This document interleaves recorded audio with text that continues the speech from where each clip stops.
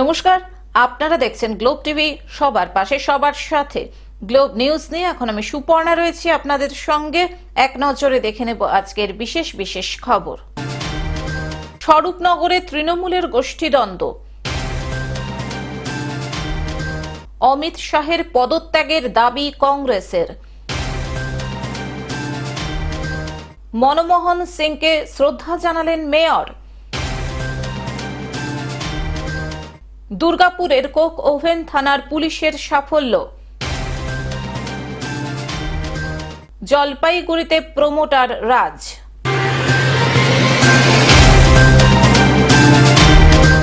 আসছি বিস্তারিত খবরে। স্বরূপনগরে তৃণমূলের গোষ্ঠীদ্বন্দ্ব।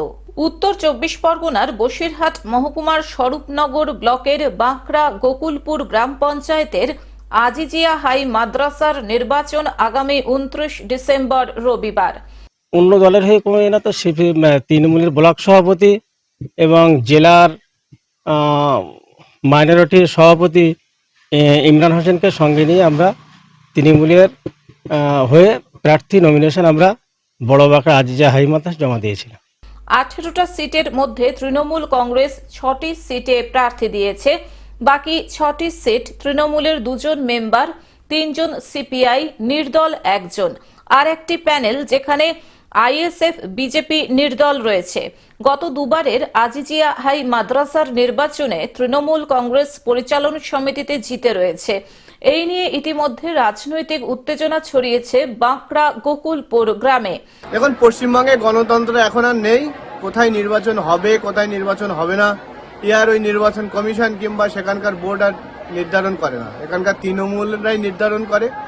আর এখানে তৃণমূল চাইলে নির্বাচন হবে, তৃণমূল চাইলে নির্বাচন হবে না। যে বাঁকড়া গোকুলপুর মাদ্রাসায় যে ভোট বন্ধ হয়েছে, নির্বাচন বন্ধ হয়েছে, সেটা এক পক্ষ আরেক পক্ষের উপর দোষ দিচ্ছে। কিন্তু আমাদের মনে হয় যে এখানকার 2 বিধায়কের কাছাকাছিতে এই নির্বাচন বন্ধ হয়েছে। তৃণমূলের অঞ্চল সভাপতি গোপাল দাস বলেন, বাঁকড়া গোকুলপুর গ্রাম পঞ্চায়েত এই গোষ্ঠী দ্বন্দ্ব নিয়ে তৃণমূলের হাতছাড়া হয়েছে। সেখানেও একইভাবে বর্তমান স্বরূপনগরের বিধায়ক তথা উত্তর 24 পরগনা জেলা পরিষদের সহ সভাপতি বীণা মণ্ডল, ব্লক সভাপতি জিয়াউর রহমান মণ্ডলের নেতৃত্বে বিরোধীদের সঙ্গে জোট বেঁধে পঞ্চায়েত হাতছাড়া হয়েছে। পাঠিয়ে নমিনেশন জমা দিয়েছি। আবার আমাদের বিরুদ্ধে তৃণমূলী একজন প্রতিনিধি এখানকার বাঁকড়া গোকুলপুর অঞ্চলের মেম্বার, রানিং মেম্বার, তিনিও নমিনেশন সিপিআইয়ের সঙ্গে জোট করি আমাদের বিরুদ্ধে আবার নমিনেশন জমা দিয়েছে। এবার হাই মাদ্রাসা নির্বাচনে সিপিআই এর সঙ্গে জোট করে তৃণমূলের বিরুদ্ধে প্রার্থী দিয়েছে। আমরা চাই জেলা ও রাজ্য নেতৃত্ব বিষয়টা খতিয়ে দেখুক। এবারের তৃণমূলের প্রার্থী হয়ে নমিনেশন জমা দিয়েছেন হাসানুর সর্দার, আবু সালেক সর্দার, রুহুল কুদ্দুস সর্দার সহ 6 জন। আমরা নির্বাচন প্রক্রিয়া শুরু করেছিলাম। ইতিমধ্যে 18 জন গার্জিয়ান প্রতিনিধি নমিনেশন জমা দিয়েছে। আমরা সমস্ত প্রসিডিওর চালু করেছিলাম। বিডিও, এসপি, ওসি এবং আমাদের সমস্ত ঊর্ধ্বতন কর্তৃপক্ষকে জানিয়েছি। ইতিমধ্যে আমাদের টিআর, যেটা teacher and non teaching representative, প্রত্যেকবার সিলেকশনের মাধ্যমে হয়। এবার ইলেকশন হয়েছে, সেই ইলেকশনও সম্পন্ন হয়ে গেছে। তৃণমূলের প্রার্থীরা জানান, আবুল কাশেম ঢালি এই পঞ্চায়েতের তৃণমূলের মেম্বার, অন্যদিকে গ্রাম পঞ্চায়েত সঞ্চালক, পাশাপাশি তিনি এই মাদ্রাসার সভাপতি। তৃণমূল কর্মী আশরাফুল মোল্লা, সাহাবুদ্দিন সিদ্দিকী, এখানকার সিপিআই এর সাবিনা খাতুন বিবি, সিপিআই রবিউল মণ্ডল সহ 6 জন তৃণমূলের বিরুদ্ধে প্রার্থী দিয়েছেন। বাঁকড়া গোকুলপুর অঞ্চল হিন্দু অধ্যুষিত হওয়া সত্ত্বেও গত লোকসভা নির্বাচনে 1939 ভোটে আমাদের আঞ্চলিক নেতৃত্বে আমরা লিড দেই, আমাদের অঞ্চল লিড দেয়। এবং গত 17 তারিখে আমাদের আঞ্চলিক নেতৃত্ব বুথ সভাপতিদের সঙ্গে নিয়ে 6 জন তৃণমূল কংগ্রেসের প্রার্থীদের মনোনয়ন জমা দেয়। তারপর হঠাৎ দেখছি শেষ দিনে এমএলএ অনুগামী, এমএলএর নেতৃত্বে তার হাজব্যান্ড এবং ব্লক সভাপতি বা জেলার মাইনরিটি সভাপতি সঙ্গে সিপিআই জোনাল কমিটির সম্পাদক মঞ্জুর আলম বিল্লাহ সহ সিপিআই 3 জন, তৃণমূলের 3 জন, তার মধ্যে তৃণমূলের একজন রানিং অঞ্চলের গ্রাম পঞ্চায়েতের সদস্য আছে, তারা একটা প্যানেল জমা দেয়। সিপিআইএম এবং কংগ্রেসের নেতৃত্বে আর একটা প্যানেল জমা হয়। মোট 18 জন নমিনেশন জমা দিয়েছে। বসিরহাট থেকে শ্যাম বিশ্বাসের রিপোর্ট, গ্লোব নিউজ। অমিত শাহের পদত্যাগের দাবি কংগ্রেসের। কেন্দ্রীয় স্বরাষ্ট্রমন্ত্রী অমিত শাহের পদত্যাগের দাবি তুলে অবস্থান বিক্ষোভ কংগ্রেসের। বৃহস্পতিবার দুপুর থেকে মালদা জেলা কংগ্রেস নেতৃত্বের উদ্যোগে গান্ধী মূর্তির পাদদেশে অবস্থান বিক্ষোভে বসেন জেলা কংগ্রেস নেতৃত্ব। সংসদের সংবিধান রচয়িতা বি.আর. আম্বেদকরকে নিয়ে কুরুচিকর মন্তব্য করেছিলেন অমিত শাহ। এরই প্রতিবাদে মালদা জেলা কংগ্রেসের পক্ষ থেকে গতকাল এই অবস্থান বিক্ষোভ কর্মসূচি গ্রহণ করা হয়। ভারতবর্ষের স্বরাষ্ট্রমন্ত্রী অমিত শাহ, সংবিধানের যিনি জনক, যিনি প্রান্তিক মানুষের কাছে পূজনীয়, শ্রদ্ধেয়, সম্মানীয়, তার সম্পর্কে অত্যন্ত কুরুচিপূর্ণ একটা মন্তব্য করেছেন। আমাদের নেতা রাহুল গান্ধী, কংগ্রেস সভাপতি মল্লিকার্জুন খার্গে যখন তীব্র প্রতিবাদ করেছে, তখন তাদের বিরুদ্ধে সংসদে মিথ্যা মামলা করা হয়েছে। আমরা অমিত শাহর পদত্যাগ দাবি করছি এবং রাহুল গান্ধীর বিরুদ্ধে মিথ্যা মামলা প্রত্যাহারের দাবি জানাচ্ছি। মালদা থেকে অভিষেক দাসের রিপোর্ট, গ্লোব নিউজ। মনমোহন সিংকে শ্রদ্ধা জানালেন মেয়র। প্রয়াত প্রাক্তন প্রধানমন্ত্রী মনমোহন সিং। এদিন আসানসোল পৌর নিগমের প্রয়াত প্রাক্তন প্রধানমন্ত্রী মনমোহন সিংকে শ্রদ্ধা জানালেন আসানসোল পৌর নিগমের mayor Bidhan Upadhyay, deputy mayor Wasimul হক, চেয়ারম্যান অমরনাথ চ্যাটার্জি সহ পৌর নিগমের আধিকারিকেরা। মনমোহন সিং এর প্রতিকৃতিতে মাল্যদান করা হয়। যে পৌর নিগম সমস্ত কিছু মনীষীদের, যে সমস্ত ভারতবর্ষের যারা সমাজকে ডেভেলপ করে, ভারতবর্ষের যারা এগিয়ে নিয়ে যাওয়ার প্রয়াস করে, সেই সমস্ত মানুষদের সকলের মৃত্যুতে গভীর শোক প্রকাশ করেন এবং জন্মদিনে মাল্যদানের মধ্যেখানে তাকে শ্রদ্ধা জানায়। তো আমাদের ভারত বিখ্যাত, পৃথিবী বিখ্যাত মানুষ মাননীয় মনমোহন সিং গতকাল প্রয়াত হয়েছেন এবং আমরা তার মৃত্যুতে শোক প্রকাশের জন্য আমরা সকলে সমবেত হয়েছি। ভারতবর্ষের প্রধানমন্ত্রী থাকাকালীন আমূল পরিবর্তন এনেছিলেন। 1947 সালে স্বাধীনতার পরে ভারতবর্ষের যে সমাজতান্ত্রিক অর্থনীতির উপর ভিত্তি করে ভারতবর্ষ চলছিল, সেটাকে হঠাৎ করে নরসিংহ রাও যখন প্রধানমন্ত্রী হন, বিশ্বায়নের তখন যুগ চলছিল সারা পৃথিবীতে, উনি কিন্তু সেটা পরিবর্তন করার চেষ্টা করলেন এবং ভারতবর্ষের অর্থনীতিকে এত মজবুত তৈরি করে দিলেন যে পৃথিবীর অন্যান্য রাষ্ট্রপ্রধানরা, ইভিন বারাক ওবামা তখন প্রেসিডেন্ট ছিলেন আমেরিকার, উনিও সে সময় স্তম্ভিত হয়ে গেছিল। ভারতবর্ষের 140 কোটি মানুষ মনমোহন সিংয়ের অর্থনীতির উপর ভিত্তি করে নরসিংহ রাওয়ের আমলে কী করে বেঁচে আছেন এবং কী করে সুন্দরভাবে খেয়ে পড়ে রয়েছেন। আমরাও এতগুলো মানুষ এখানে সমবেত হয়েছি, আমাদেরও সেই সময় কারোর কোনো অসুবিধা হয়নি, বরং আমরা অনেক বেশি সুবিধা এবং আনন্দের মধ্যেখানে ছিলাম।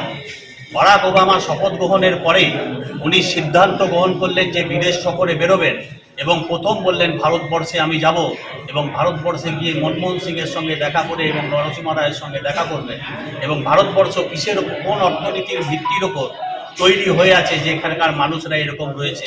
সেই সময় সারা বিশ্বে অর্থনৈতিক মন্দার মধ্যেখানে ওখানে চলছিলেন।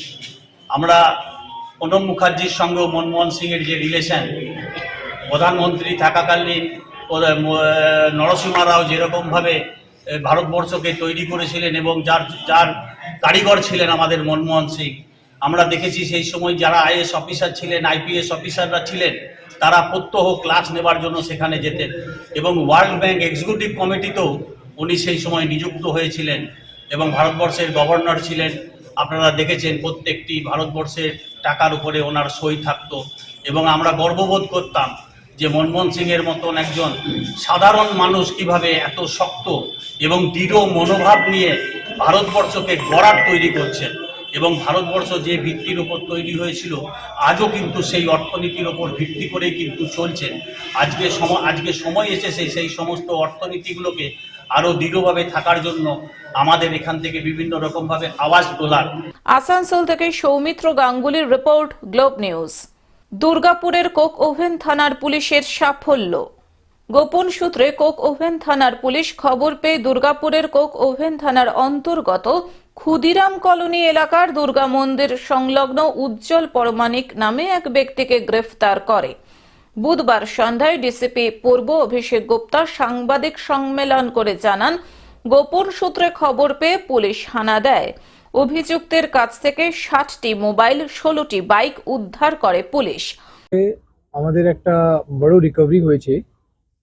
আমাদের মাননীয় সিপি সাহেবের নেতৃত্বে আমরা একটা পুলিশিং টাইপ দেখছিলাম যে যখনই থেফট কেস হয়, কোনো রকম পেটি থেফট হোক বা হাউস থেফট হোক, তখন আমরা একটা receiver based investigation model apply করছিলাম, যে আমরা দেখতে পারি শুধু চোর কে আছে সেটা নেই, এটাও দেখতে পারি যে কোথায় সামান বিক্রি করছে বা কে রিসিভার আছে, কাকে দিচ্ছে।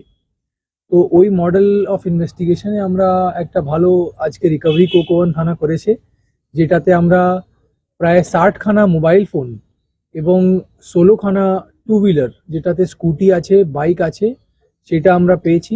এটা প্রাথমিকভাবে আমরা ভাবছি যে এটা সব চুরি করার মাল আছে এবং রিসিভারকে আমরা ধরেছি। রিসিভারের নাম আছে উজ্জ্বল প্রামাণিক, বয়স 32 বছর, ওর বাড়ি কোক ওভেনেই আছে এবং আমরা ওকে ফার্দার ইন্টারোগেশন করছি। আর কালকে ওর একটা স্পেসিফিক কেসও হয়েছে, আর কালকে ফার্দার রিমান্ডের জন্য আমরা অ্যাপ্লাই করব। তো এটা একটা কোক ওভেন থানার বড় সাফল্য আছে। ফার্দার ইনভেস্টিগেশন এটাতে আমরা করব এবং যেটা আমি বললাম যে একটা রিসিভার বেসড ইনভেস্টিগেশন আমরা থেফট কেসে করছিলাম, আর এটাও করছি যে এই জিনিসগুলো যে চুরি করে তারা কেন চুরি করে, হয়তো খুব অল্প অ্যামাউন্টের জন্য, যেটা হয়তো কিছু জিনিসে লাগে, ইমিডিয়েটলি কোনো অ্যাডিকশনে লাগে, তো সেটার জন্য আমি এটা বলতে চাই যে আমরা একটা রিহ্যাবিলিটেশন সিস্টেমও সেটা করেছি। গত 3-4 মাস ধরে আমরা স্টার্ট করেছি। মোটামুটি আমরা অনেকজনকে, ফ্যামিলিকে কনভিন্স করে 20 থেকে 25 জনকে আমরা 6 মাসের রিহ্যাবিলিটেশনের জন্য বিভিন্ন সেন্টারে পাঠানোর ব্যবস্থা অলরেডি করেছি এবং এই জিনিসটা আমরা ফার্দার করতে থাকবো। তো দুরকম আমরা থেফট কেসেসে ট্যাকল করার জন্য অ্যাপ্লিকেশন নিচ্ছি। যারা অ্যাডিক্ট হয়ে গেছে তারাই মূলত এই চুরির সঙ্গে যুক্ত। সেটা এই চুরির জন্য সঙ্গে যুক্ত কি নেই সেটা এখন বলতে পারছি না আমি, কেন কি এটাতে অনেক জিনিস আছে। কিন্তু অনেক সময় দেখা যায়, একটা জেনারেলি দেখা যায় যে অনেক সময় কেউ যে চুরি করে হঠাৎ করে একজন, তো সেরকম একটা অ্যাডিকশনের হতে পারে। আমি বলছি না যে সব সময় এটাই কেস হবে, কিন্তু যখন হয়, অনেক সময় হয়। তো যখন আমরা এরকম ইনফরমেশন পাই তখন আমরা চেষ্টা করি যে এরকম অ্যাডিক্টসকে আমরা রিহ্যাবিলিটেশন সেন্টারেও পাঠানোর ব্যবস্থা করি। দুর্গাপুর থেকে সুকান্ত বাগদির রিপোর্ট, গ্লোব নিউজ। জলপাইগুড়িতে প্রমোটার রাজ। ভগ্ন দশায় থাকা কোহিনুর বিল্ডিং ভেঙে ফেলার সিদ্ধান্ত জলপাইগুড়ি পৌরসভার। শুরু হলো ভাঙনের কাজ। আজ শুক্রবার জলপাইগুড়ি শহরের থানা রোড এলাকায় অবস্থিত কোহিনুর বিল্ডিং এর একাংশ ভাঙার কাজ শুরু করে পৌরসভা। এই প্রসঙ্গে ভাইস চেয়ারম্যান সৈকত চট্টোপাধ্যায় বলেন, আগেই নোটিশ দেওয়া হয়েছে, এরপর পৌর বোর্ড সিদ্ধান্ত নিয়ে এই কাজ করছে। অপরদিকে দীর্ঘ সময় ধরে এই বিল্ডিং এ ব্যবসা করে আসা দোকানদারদের বক্তব্য, এই বিল্ডিং বিজয় ঘোষের ছিল, আমরা 1970 সাল থেকে এখানে থাকি, এখন জলপাইগুড়ি পৌরসভা প্রমোটারকে দিয়ে ভাঙছে, আমরা যাব কোথায়? জলপাইগুড়ি পৌরসভার সামনে বেশ কয়েকটা বিল্ডিং চিহ্নিতকরণ হয় যেগুলো আপনার ডিলাপিডেটেড, মানে হচ্ছে ভগ্নদশা। তার মধ্যে এই কোহিনুর বিল্ডিং একটা।